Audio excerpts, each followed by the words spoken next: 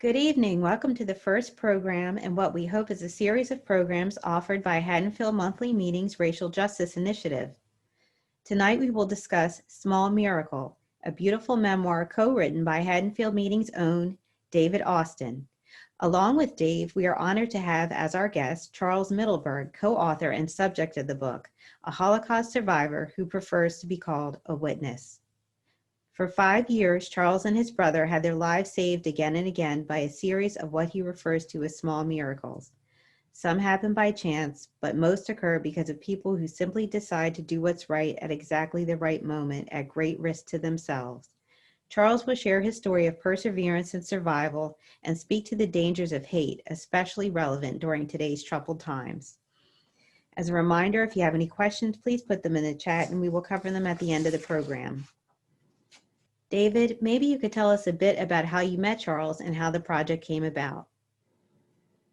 Okay, so good evening, everybody, and thank you so much for being here and giving us a chance to tell you about this book. I'm going to preface this little sort of introduction to how the book came to be simply by saying that it has been one of the great honors of my life to have had the chance to meet with Charles and to learn from him, and for him to have been so generous to share his story, not just with my students and my colleagues, but with me, and by giving me this chance to turn his story to something that means so much to both of us. And I hope you all have had a chance to read the book, and if you haven't, I hope you'll take the time to do so. I retired from teaching this year after 40 years in the classroom. The last 20 years, I was at DeMacy Middle School in Marlton.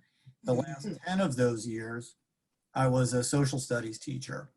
And one of the great things about teaching in Evesham was that in the 7th grade curriculum, and this is what attracted me so much to this particular teaching position, we have a unique situation in New Jersey. We have a state mandate to do Holocaust education from grades K to 12 in all the public schools. We were the first state in the United States to have such a mandate, something that we should be proud of here in New Jersey. Only a few other states, unfortunately, have followed our lead, but others are on that. The way that we chose to do this in Evesham was there are lessons about the Holocaust and about tolerance in all of the grades, but in 7th grade in particular, we were given a big 10 to 13 weeks to do nothing but Holocaust education. And one of the things that was always part of that program was to bring in local survivors. And Helen Kirschbaum is with us tonight, and she was the facilitator, she is the facilitator for that program of getting survivors and liberators and now the sons and daughters of survivors to go into the schools and talk to our students. And it was through that experience that I met with Charles. So going on 5 years ago now, during the, I guess it was Charles's second visit to our school, I was already starting to think about retirement and what I was going to do in the next life. And I have a degree in English, a master's degree from Rutgers, and my specialization was in creative writing, and I've always written a lot of poetry, and I used to write a lot of short stories, and I have 6 or 8 started but unfinished novels sitting in files. And I never had a chance to, because of teaching and raising a family, I didn't have the time to write a novel all the way through, to follow it through. And I was an author in search of a plot. I needed that idea, that spark to get me going. And listening to Charles tell his story for the second time, and just having come off reading a couple of young adult novels that are written in the free verse sort of poetry format that Small Miracles is written in, about halfway through Charles's presentation, I realized that my story, the story that I wanted to tell, was right in front of me. Charles is such a compelling speaker. It is no small feat to be able to get 90 or so, in some cases 120 11, 12, and 13-year-olds completely wrapped up in your story, and have them be completely attentive and focused on you for close to 2 hours. And Charles manages to do that. And I realized that this was the story that I wanted to put out there to the world. It needed to be shared. So I approached him about it that day as he was leaving the school. And Helen was nice enough to give him a little nudge as well. And at that summer, doing follow-up interviews and me writing the first draft, and then him reviewing the first draft along with his family and giving me feedback, and then me writing the second draft. And we finally came up with what we're talking about here today. And there's quite a lengthy story about how the book actually came into existence as a published book. Every, especially first-time writer has a story about how their first book got born. Basically, suffice it to say, we had a publisher, we lost a publisher, we got another publisher. Again, you talk about small miracles, and Charles will be telling you about the miracles of his life. I have a couple of miracle stories when it comes to publication. But it was through the effort of my book review editor at Friends Journal. I've been writing book reviews at Friends Journal now for about 15 years.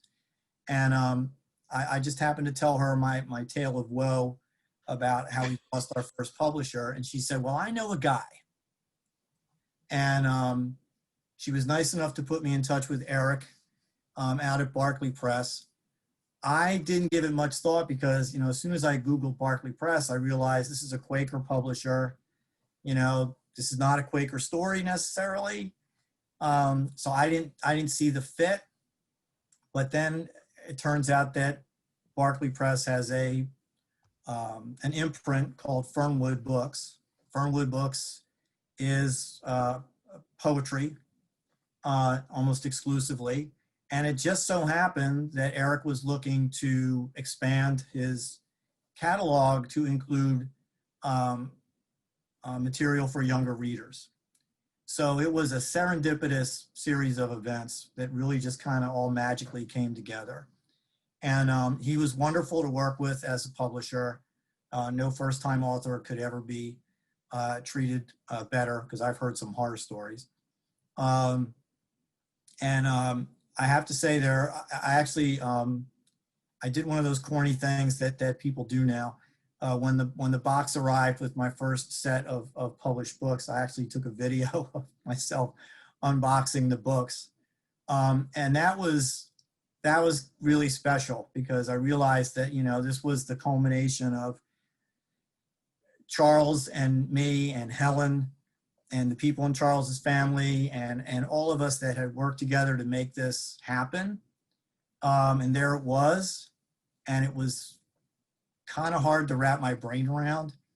And, I was raised in a house with books. I was reading before I went to kindergarten because of my parents.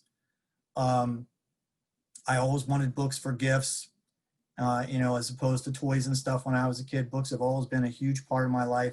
And I always, I wanted to be a published writer. It's something I knew I wanted to do since I was in elementary school. So all of these things coming together, it's just been, it's been a great adventure. It's been a great journey. And I couldn't have a better companion on that journey than working with Charles. It's just been really, really special. And the only downside to this whole thing is that we can't do this tonight in person. But this is the next best thing. So I'll stop talking now and I'll turn it over to the real star of the show. So Veronica, if you want to take over. Thank you, Dave. And thank you for doing this. In the beginning of the book, there's a quote from Elie Wiesel that says, when you listen to a witness, you become a witness. I feel like we all became witnesses by reading Charles's story. And Charles, you present your personal story of surviving the Holocaust as a succession of small miracles, and there were 7 of them. I was wondering if you could talk to us about a few of those miracles. I would be delighted, and I thank you very much for inviting me to participate this evening. Thank you. I find this to be a privilege. I am immensely grateful to David, whose idea it was to create this book. I am a member of an organization at the JCC in Cherry Hill. Mrs. Kirschbaum is the leader. She's the one who assigns survivors like me to go to speak at schools. And I've been doing this now for more than 20 years. And I find it to be personally very stimulating because the response that I get from children that I go to speak with, their responses are extremely gratifying for me. I will speak for a half an hour, and then I will open up for questions, and then I am absolutely amazed that they have 100 questions to ask, and I find this to be extremely gratifying. It meant that I did reach them to a certain extent, and to try to explain to them that these kind of horrors can happen. I try to avoid in my speech anything that would be really horrible. I try to avoid talking about people getting killed, people going into a gas chamber or crematorium. I speak just from as if we would be speaking to my little kids, that these things did happen. And the primary reason that I tell my story is for the children to understand that the worst thing that can happen to them is to join hate groups. And that's the way I always end my speech, by telling them the most important thing is don't follow people who will try to show you you can be a bully. And if you're going to be a bully, you're going to be the leader. No, that's not true. I keep telling them that it is so much easier to get a hug than to get a punch. And I try to reach them that way by telling them what happened to me, I just wish it would never happen again. And then I try to tell them rather briefly, within a 20-minute, 25-minute, what did happen to my family. The book is pretty good. Essentially, book was written for children.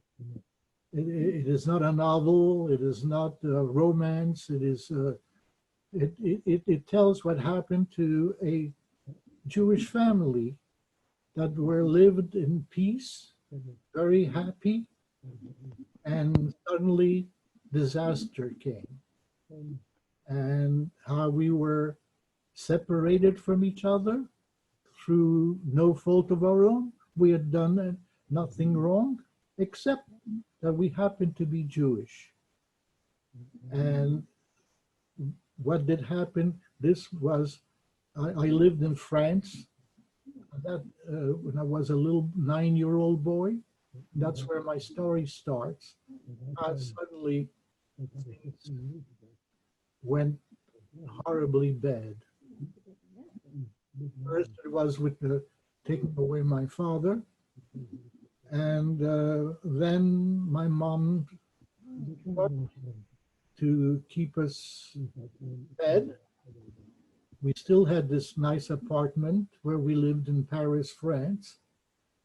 And from there on out, I keep telling them all the restrictions on a particular group of people just because they happen to be Jewish. I try to go as many details as I can without emphasizing the bad parts. But they understand enough that they took away my father. Then there was a series of small miracles that happened. We lived in an apartment building that was 7 stories high, and we lived on the 5th floor. And the janitor of our building happened to be a veteran of World War I, where he had lost a leg in that, and he just absolutely hated the Germans with a passion. And when my mom went to him to say, what can we do to avoid being caught by them, because there were constant, they would come into, burst into Jewish homes and take everybody that was there. And then the people would just disappear. So the janitor was the first one, which is part of one of our miracles. He said, I have a good idea. And then he showed us where to hide, that they will never find us if they come. And he happened to have lost a leg in World War I, and he was wearing a peg leg. So he said, do what I'm going to tell you. Somebody should always try to rotate between the children and mom, okay? That if they come for you, I'm going to come up the wooden steps. There was no elevator, wooden steps, and he would take up the bottom tip of peg leg. He would bang it on the steps. He says, when you hear me coming up on those steps, he showed us 2 flights up where there was a mean to get under the roof, which is the way the people to keep the building in good order.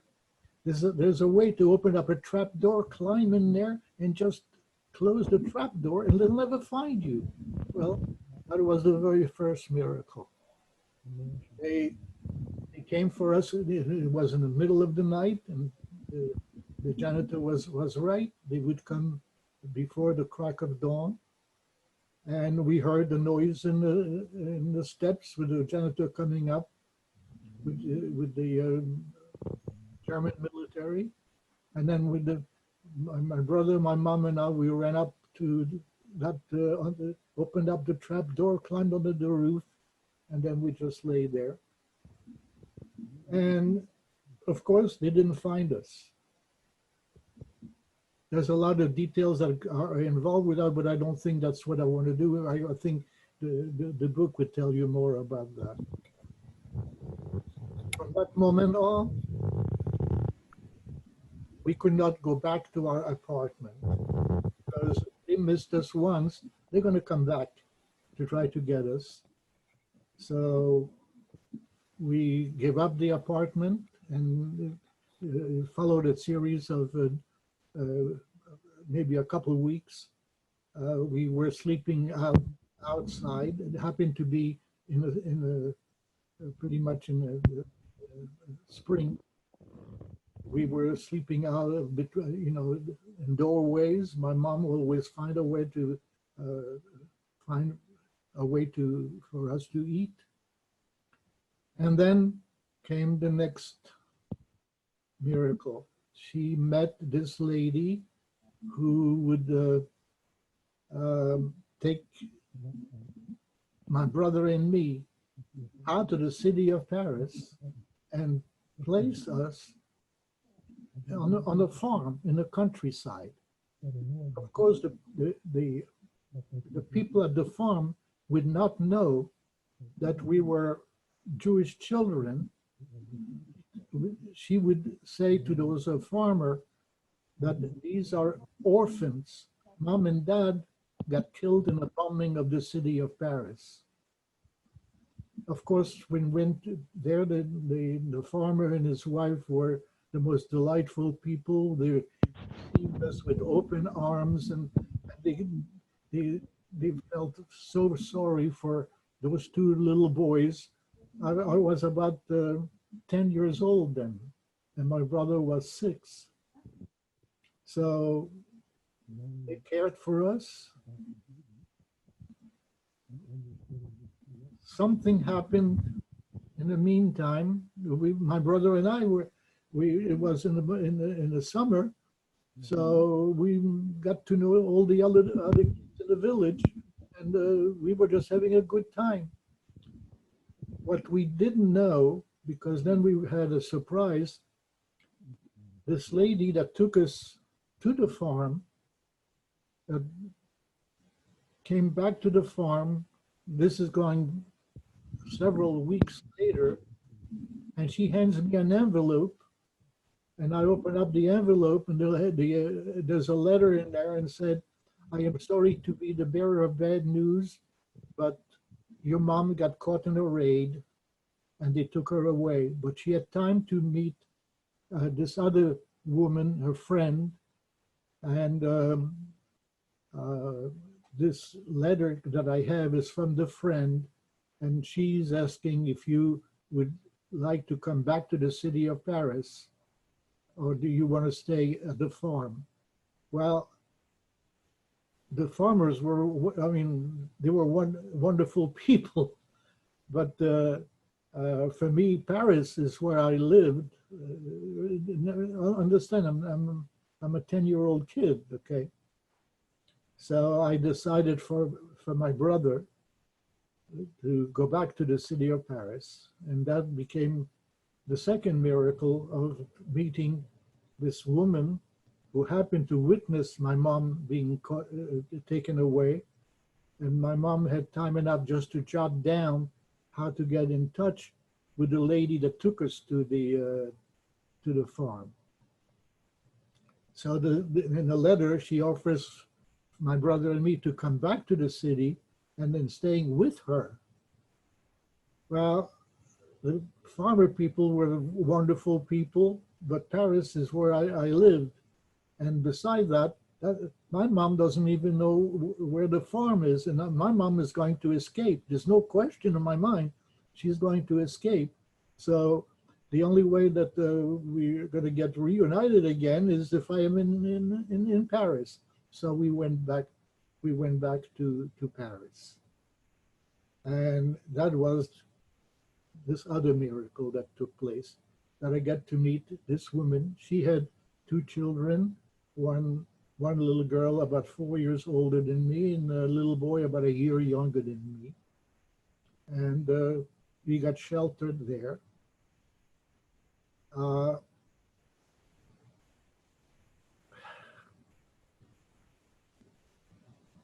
The only thing that happened is that that was on the negative side, is that this lady that had written the letter, she says, I know I'm going to be able to get your little brother into the elementary school, but you're old enough to go now to middle school, and we're going to have to get you registered to go to middle school. We cannot take this kind of a chance. So your little brother is going to go to school, but you're not going to go to school. You're going to just be helping here, because they had this restaurant that they own. And that's what happened for quite some time. Then she had to find ways of protecting herself and her husband and children. She went to see the local priest, a Catholic priest, because French at that time were about 80% Roman Catholic. She went to the church, and I don't know what kind of conversation she had, but all I know is that we met with the priest, lovely older man and gentle, wonderful person. And then he told my little brother and me that he gave us a date, and he says, you two come back with the men and the women that are sheltering you. I want the four of you.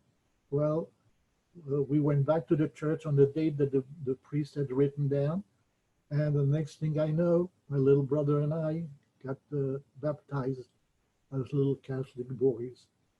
And then he said, now, you know, you're Catholic little boys. That means a big responsibility. And responsibility number one, I want you in this church every Sunday without fail for Mass. Okay. Now he said, I know the other people are going to ask, who are those kids? All you have to say is mom and dad got killed in a bombing and you're orphans. They're going to feel sorry for you. They're going to leave you alone. Well, now we're little Catholic boys. I went for Holy Communion. I believe me, I was a very observant little Catholic boys. My little brother went to school, but I worked in a cafe. I couldn't go to school. It was dangerous. So I worked in a cafe. And then one day I saw one of my dad's cousins, passing by. I ran out and I said, Cousin Etienne, Victor and I, we're here. Why don't you take us with you? And he said, are you crazy? I am sure you're safe here. Me, I'm trying to avoid getting caught. Well, lo and behold, much later on, we found out that shortly after we saw him, he got caught and wind up destinations unknown. Because every one of the people that were taken away, they were put in those cattle cars, and we never knew what was the destination of those cattle cars.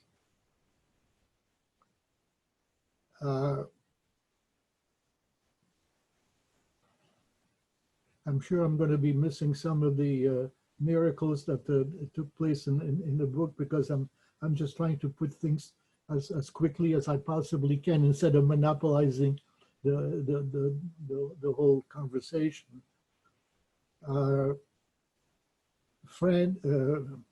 The Allies liberated the city of Paris in September of 1944. They had landed in Normandy. It took them quite a while to reach the city of Paris, and there was a big thing. They liberated the city of Paris, and my little brother and I were happier than any other person in that city, because for us it meant that's it. This whole nightmare, mom and dad are coming back, and then we're just going to forget everything that happened until now. Well, that's not exactly what happened, because it is not because the Paris was liberated in August of 1944 that the war ended. The Germans kept fighting for quite a long time, and it wasn't until the middle of the year, maybe 6 months later, they finally surrendered and the war ended. Well, now came a period of time for my little brother and me that we saw people starting to come back to the city. People that we knew from before that had managed to escape.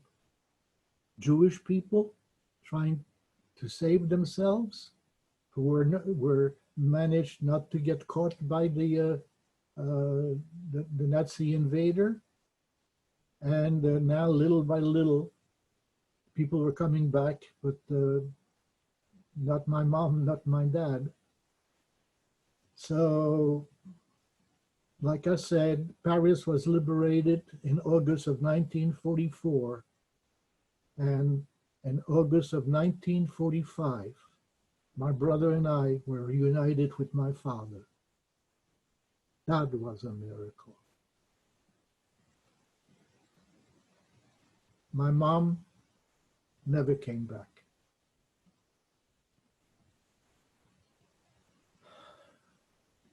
This is, in a nutshell, the story that I'm telling. What were the miracles? The miracles of this woman who took us to the farm, the miracles of the farmers and his wife, the miracle of the lady that offered my brother and me to come back to the city and sheltered us, the priest who converted us, knowing full well that we were Jewish children, and then the miracle of being reunited with my father. I was very fortunate that I met David Austin, the teacher, because like I said, for the last 20 years, I devoted my time through the help of this organization headed by Mrs. Kirschbaum that would send survivors and go to schools to teach children of what did happen, because there were people that said, this is a big lie, this never happened. Well, I wish there would be one of those people, those deniers, standing in front of me and tell me that this never happened. What happened to my mom, my dad, my entire family, all the little cousins that I had? Oh, my mom had 2 brothers. They were married. They had little girls. I had little girl cousins. What happened to them? Tell me, where are they?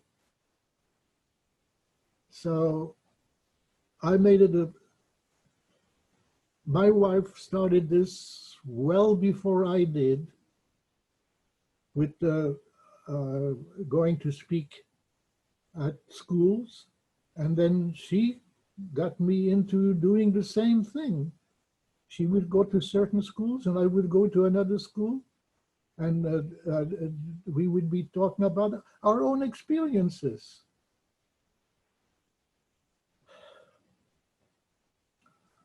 I kept telling the children that I am not a survivor. So anybody that survived the war is a survivor.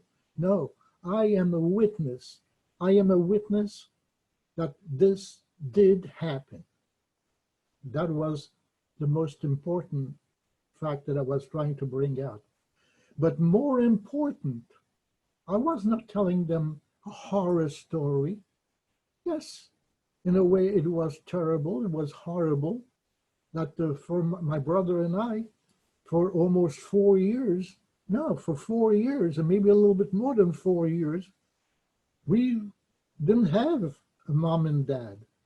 And we were so fortunate that at least my father survived and came back. But I said, the most horrible thing that can happen to you is to join a hate group. Joining a hate group only has the aim of making you belligerent, making you dislike and hate other people. Don't listen to them. It is so much easier to give somebody a hug than a punch. You're going to get much more reward if you are friendly than if you're trying to have your the other kids to bully you. And that's what I was trying to tell the children. Now, I must say that speaking was not limited to children up to age 14. I went to high schools. I went to colleges, universities, churches. I went to anyone that wanted to hear my story. Now, of course, when I would talk to adults, the story would be a little bit different. I would tell them all the suffering that took place, which I tried to avoid telling the children. There was no need for me to tell them that. This is my story, and I would gladly stay as long as I'm allowed to and answer whatever questions anybody may have.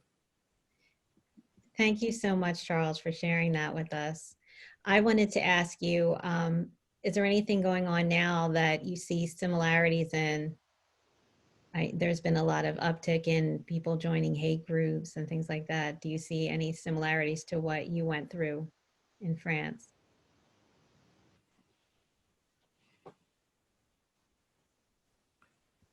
These are vivid memories, but I must say that I don't live, my wife and I, she also was a survivor as a child. She lost her father. She was very fortunate that her mother survived, and her brothers and sisters survived also. I must say that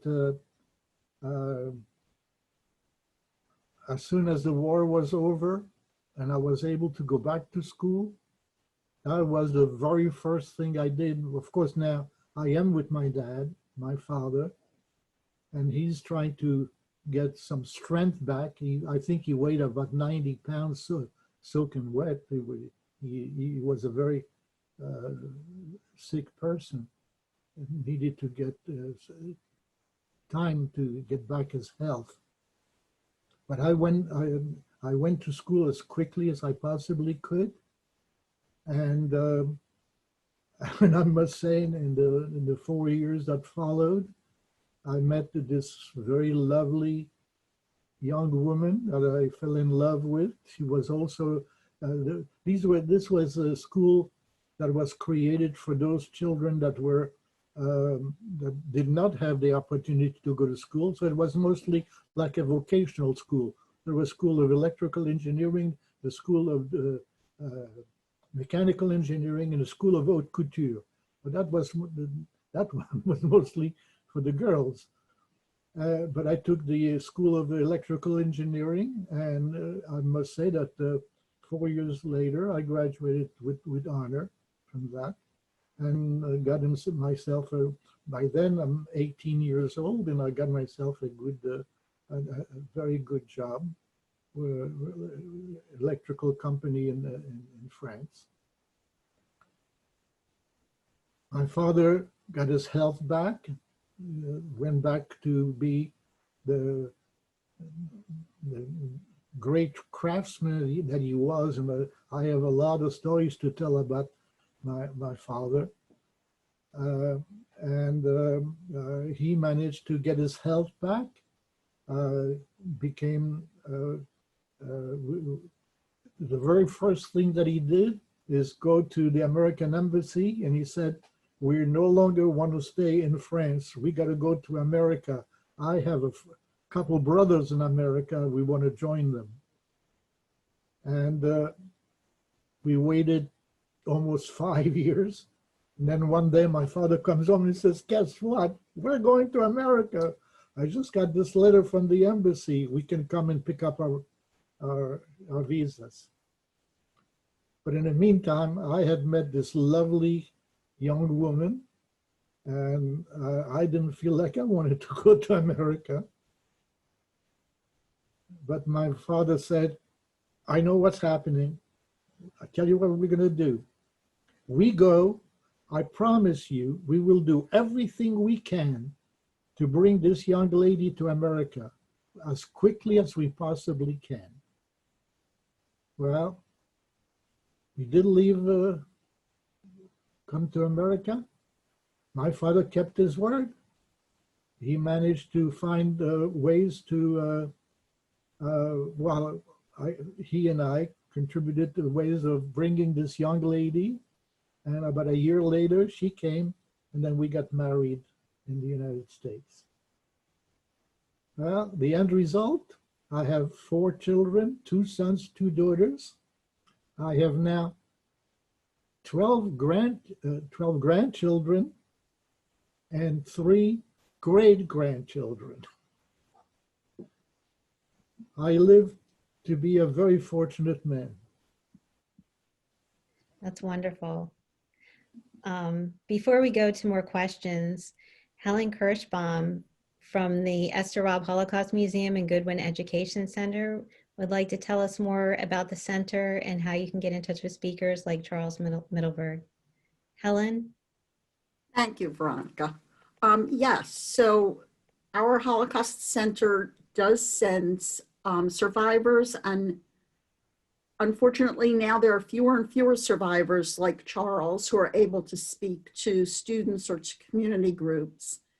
And so we've started to ask their children and their grandchildren to continue the family legacies and to share those stories, and also the important messages that the Holocaust teaches us about being an upstander, not a bystander, and speaking up when you see something wrong going on around you.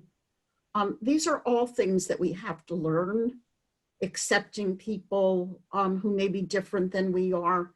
And these are all lessons that we learn from these experiences that the survivors are sharing with us. And so we're very fortunate to be able to have a wonderful community of survivors. And now their children and their grandchildren are stepping up for them to continue these messages. So yes, we would love to talk to any students. If you're teachers on the call, I'd be happy to talk to you. I think Linda has my email address, and we are at the Esther Raab Holocaust Museum and Goodwin Education Center. We're located in Cherry Hill, and you can check out our website. We also have programs for young children where we don't tell them the history of the Holocaust, but teach them only about accepting differences and being kind to people who may be different than you are.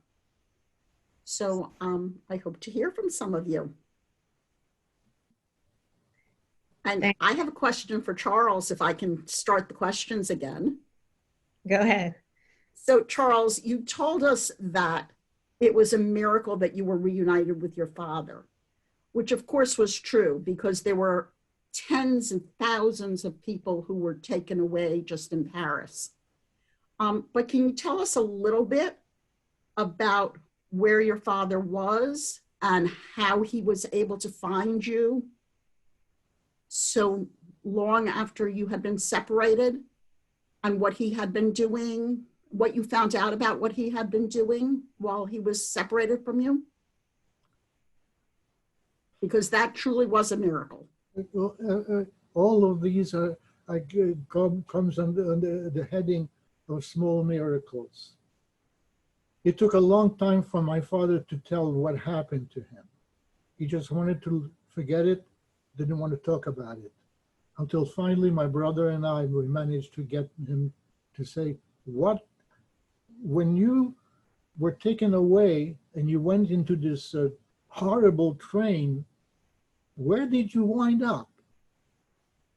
And finally my father said, after days and days and days of writing, and a lot of people died from starvation and water, no sanitation at all, and they wind up in a concentration camp called Auschwitz, which was in the southern part of Poland.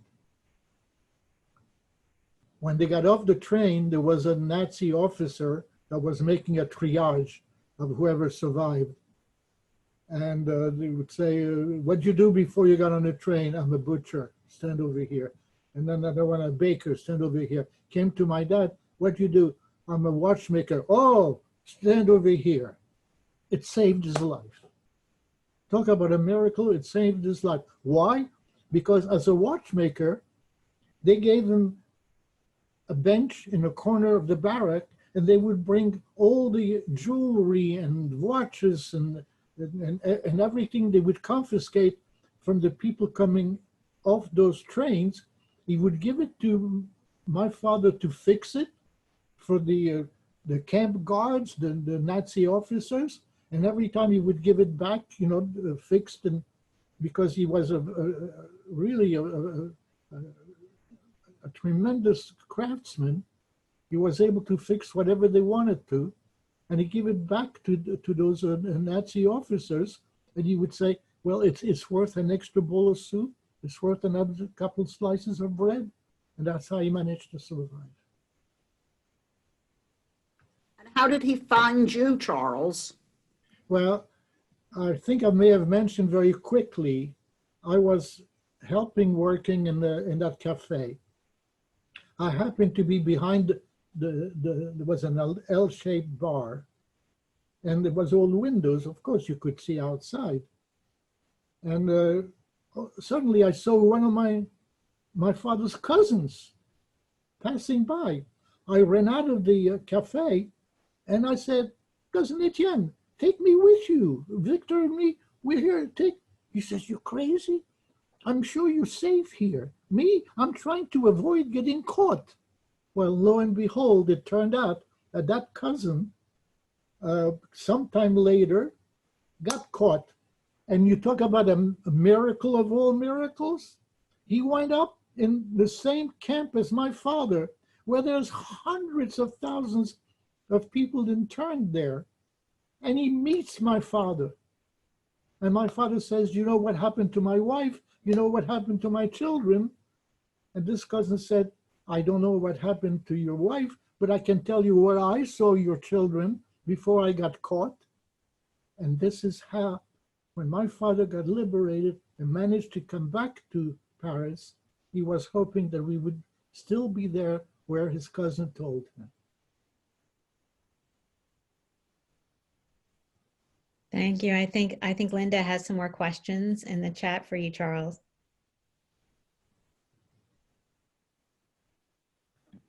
Actually, David, did you want to pick up from here?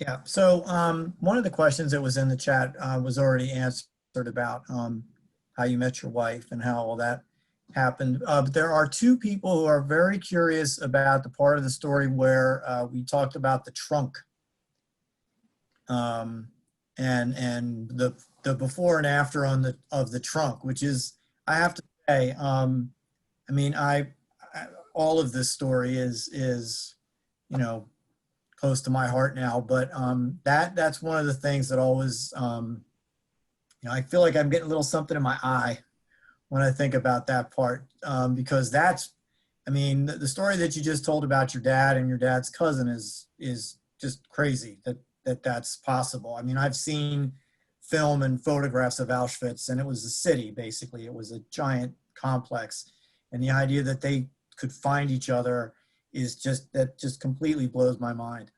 But you know, I'm one of those people that's very attached to stuff, and the idea that, you know, well, you tell us about that, about the trunk. My mom was a very special person. The memories that I have of my mom are indelible. I can tell all kind of stories about my mom. But the one thing that she did, which reflects on what David just mentioned, when she saw all the disasters were happening, my father's already been taken away, she knew that sooner or later, they're going to come for us. And she wanted to save what she felt what was her most precious possessions. Now understand, we were just a working class family, and we lived in an apartment. So she had this big trunk, and she decided to put in the trunk what she felt was her most precious possessions beside her children. So she filled the trunk with her finest comforter, her finest bedspread, her finest tablecloth and napkins and silverware. And all the pictures, family pictures and portraits, she put in the trunk. And then we dragged the trunk down to the street level, and then the janitor showed us one particular spot. He said, "Mrs. Middleberg, put that trunk here. You'll see we're going to chase the Germans out of our country, and then you come back and your trunk will be right here." Well, that was the note for my mom to say, "Don't go back into your apartment. They came looking for you once. They're going to come back again." And we put the trunk there.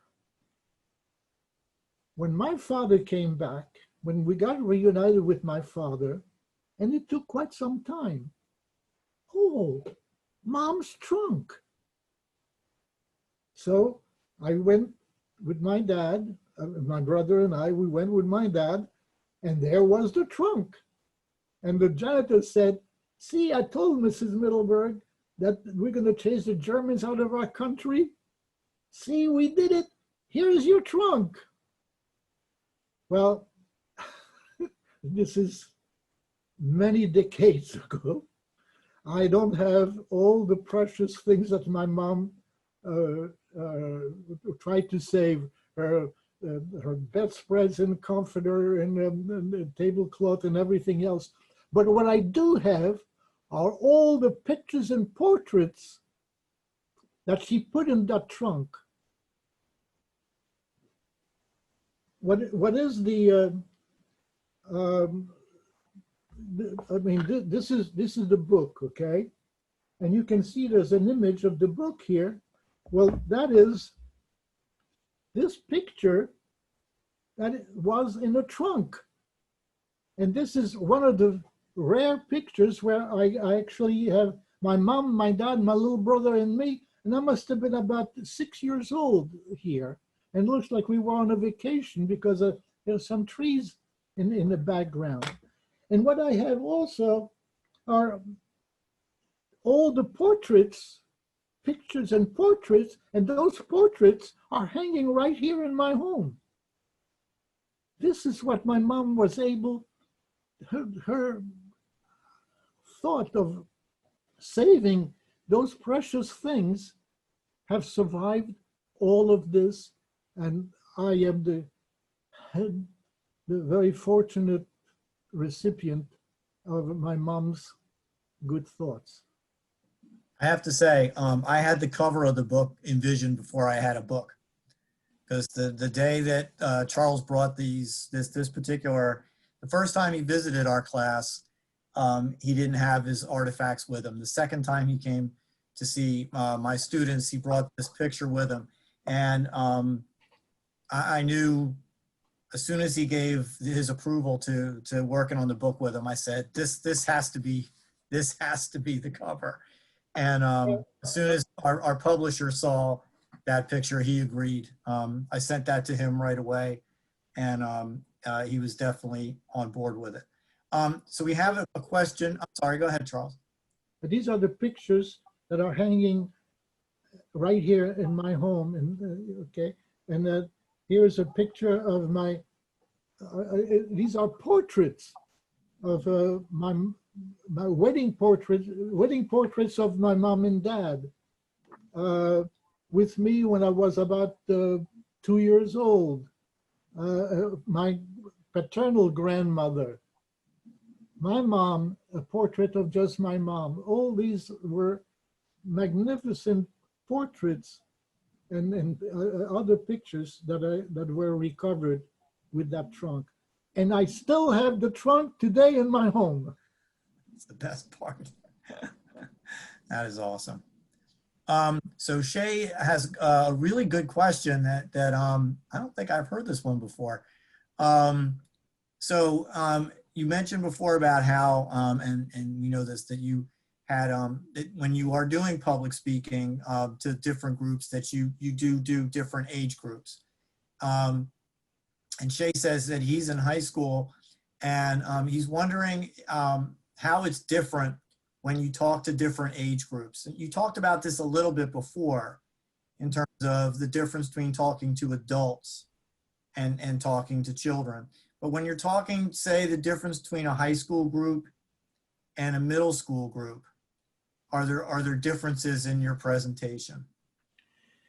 Let me tell you, when I talk to children that are 12, 13, 14 years old, they are the most attentive little souls that I can tell, because as I speak, I would walk back and forth and I'm looking at them.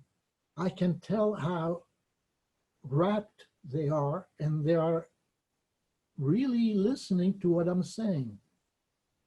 And when I finish talking, because I'm only allowed to speak for about 20, 25 minutes and give them a chance to ask questions, they have 1,000 questions. We have to stop them and say, okay, 2 more questions and that's it, okay? In a way, I must say it is very gratifying for me, because to me it meant I did reach them. They did understand what I was talking about. When I go to high school and I'm finished talking and I tell exactly the same story, maybe with a little bit more emphasis of some of the difficulties, because now we're talking about older children that can accept some unpleasant things that happen. When I'm finished talking and I say, well, I'll be glad to answer whatever questions you have, and I'll stay as long as I'm allowed to stay. Nobody has a question. Not a single boy, girl, I mean, high school. Nobody has a question. Okay. Apparently I didn't reach them. So I would start on the desk, I would start putting my book away, my pictures away, you know, and then it never fails. 2 girls will start coming to me and say, oh, Mr. Middleberg, we do have a question. Okay. So now they ask me a question. By the time that they ask the question and I'm answering the question, 2 more. Next thing I know, half the class is standing in front of me. Now, they wouldn't ask a question when they were sitting, but now all of a sudden, so what always puzzled me, why did you ask me a question when you were sitting at your place? But that's okay. It doesn't matter. I always stayed as long as I was allowed to stay, and I would answer all their questions. And then they would take pictures and they would want me. Extremely gratifying, because it just indicates to me that they did hear what I said. They did understand what I say because of the kind of questions that they're asking.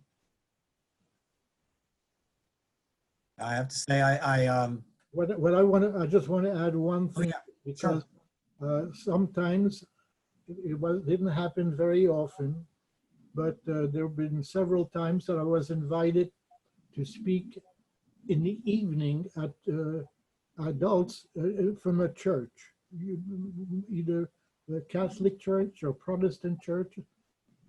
And what I must say, what horrified me when I'm finished talking, and the faces, the attitude of the people there, like, this really happened? And I am really flabbergasted that these people were old enough.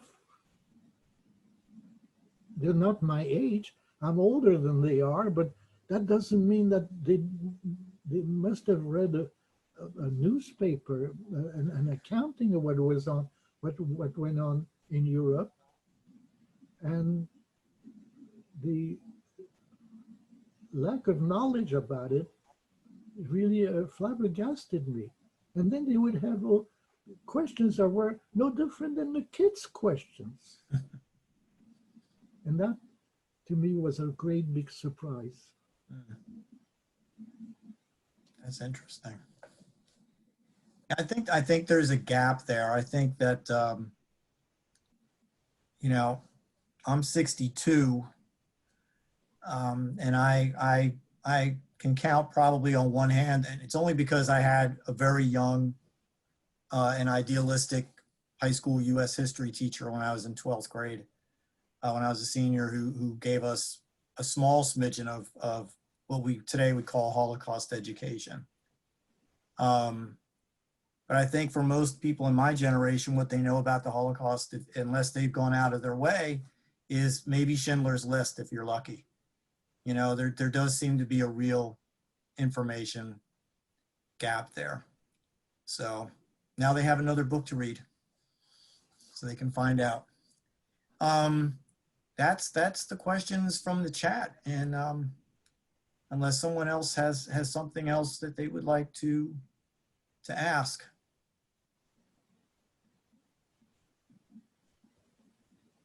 I was just wondering, just a very basic question. You had to move around a lot and coming to the United States. Was it difficult to learn English and just to get adjusted to another culture? It was not easy. I must tell you this, coming to a country, I never, whenever I went to school in France, I never learned English. So my knowledge of the language was practically nil. Well, yes, I would know yes, no, you know, but I couldn't hold a conversation by any stretch of the imagination. And it took me a very long time. Now, I did mention that we managed to bring this young lady, and I did get married here in the United States. I had gotten a job. Now, understand, I'm a graduate with a degree in electrical engineering from France, but none of the companies in the United States would accept my credits, which meant that I had to go back to school and get a degree that would be valid in the United States. So this is the first 10 years of the United States. I worked daytime. I went to school at night. And first I went to Standard Evening High School, which was like a high school. Well, I started with the basics. And then from there, I went to high school. And then from high school, when I graduated from high school, I went to Temple University, to the School of Electrical Engineering. And I graduated from Temple University with a degree of electrical engineering. And then the very next day, because there were people recruiting, they were in dire need of engineers. I went to work to a company called Philco. And I mean, the very next week that I had graduated, I had myself a job with a tremendous increase in income for what I was being paid doing this grunt work before. And while I was working there, I continued my studies and got my master's out of LaSalle College. Now it's called LaSalle University. And by the time I got my master's, I quit school. I just kept on working. One of our guests asks, have you ever returned to Paris or visited Europe? And we do mention in the book about the trip that you took back to Auschwitz-Birkenau with your son. But did you ever go back to Paris? Did you ever go back to France? Many times. My wife was one of 7 brothers and sisters. So she came from a very large family. And of course, with time, there were a lot of marriages, a lot of children came about. And my wife and I, Well, it took more than 10 years after I came to the United States. I was able to, oh no, when I was talking about 16 years before I had my first trip back to France. But then I was working and making a very nice income. I wouldn't say that, but I would say about 3-4 years spacing. She and I would go back to France. She had a big family. I love France. I think it's I'm not crazy about their government, but I think it's a beautiful country. It really is a very beautiful country. So France is still one of the places that I enjoy visiting, but it's been now maybe 4 years I haven't been to France. I'm getting a little older and more difficult to travel. Especially now. Is it okay if I say how old I am? Yeah. Yeah. I'm 91 years old. So You have a birthday coming up, right? Or did you just did the 4th of yeah, November. I thought so. Yeah. My birthday. There you go. So one of the questions that I know always came up when you visited with my students, someone asks about resentment that you might have towards Germany and the German people. And I'm always curious about this question myself when I've had a chance to meet with survivors. Do you have the word here is resentment? Do you have those sorts of feelings about the German people, Germany in particular, that you can share or that you want to share? I learned from teaching the children. I was telling them it is so much better to make friends than enemies.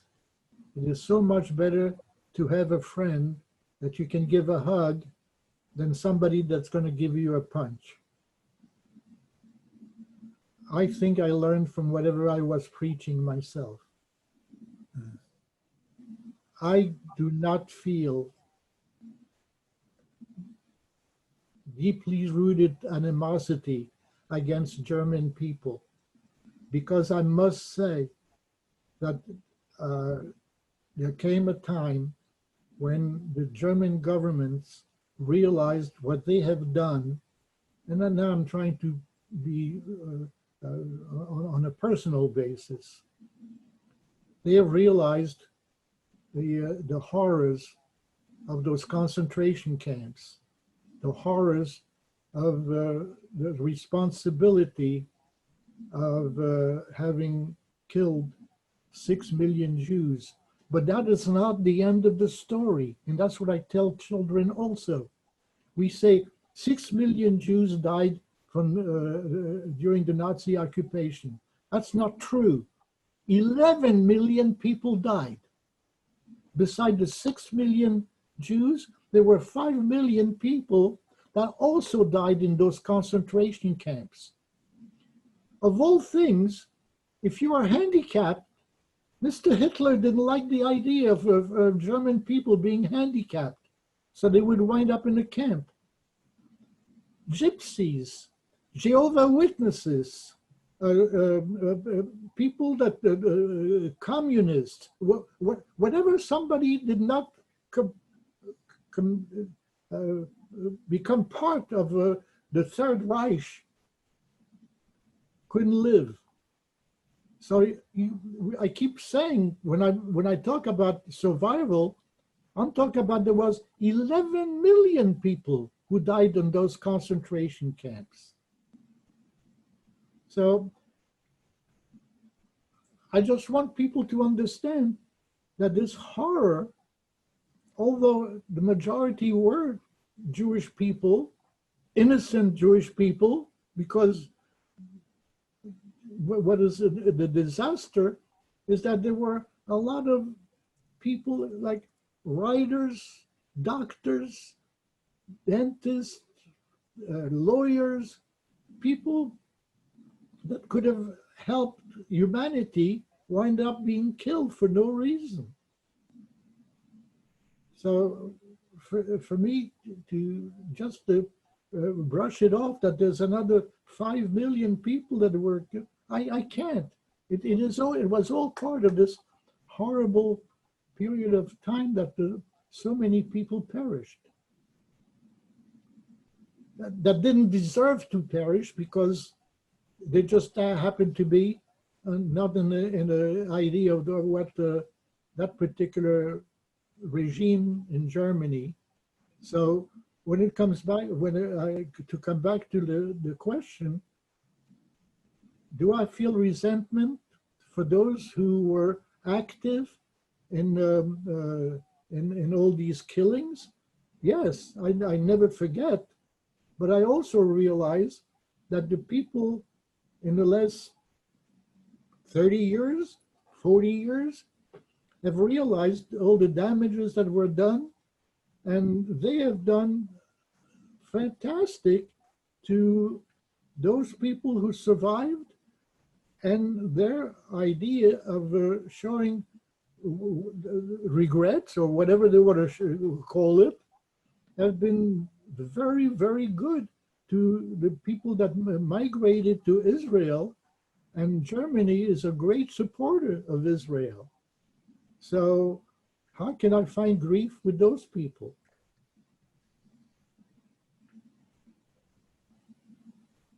Well, thank you so much, Charles, for sharing this with us. And thank you, David. It was really moving to hear your story. It was beautifully written. I'm sure we all enjoyed reading it. I have a teenage son myself who I'm going to have read the book. And for any of you that haven't had a chance to purchase it, you can go to Inkwood Books in Haddonfield. I was told there are a few free copies left there that someone was generous enough to donate. Yeah, that was wonderful. That was so nice to hear. Yes, and it's also available on Amazon and barnesandnoble.com or through the publisher Barclay Press that Dave spoke about earlier. But I want to thank everyone for joining us tonight. And I mentioned we hope to have programs like this in the future. Charles, did you want to say something? May I ask one thing? Because I see there were quite a number of people that participated today. Is it okay if I ask if any of you have any comments, that please send whatever remarks. And the one thing I promise, if something is going to be addressed to me through Mrs. Kirschbaum,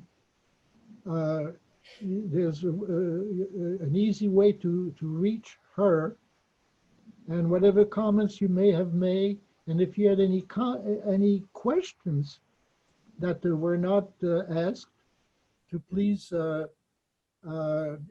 address yourself to this organization in Cherry Hill. And I really would love to hear from people who have attended this meeting today. I